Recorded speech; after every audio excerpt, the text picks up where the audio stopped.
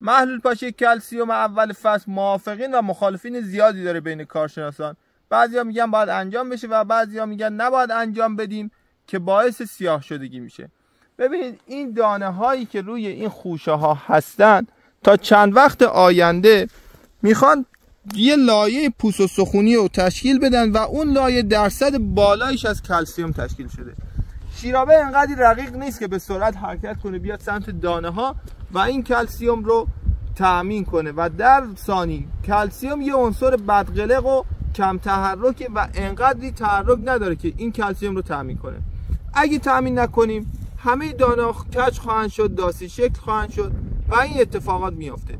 نظر شخصی بنده اینه باید کلسیم محلول پاشی بشه، اما نه به فاصله 3 روز که رطوبت داخل خوشه باعث بیماری قارچی بشه و اون بیماری قارچی با خسارت کلسیم اشتباه گرفته بشه. اگر شک دارید به این کار میتونید 1-2 ردیفتون رو امسال کلسیم پاشی کنید و نتیجه رو آخر سال با سایر باغ مقایسه کنید.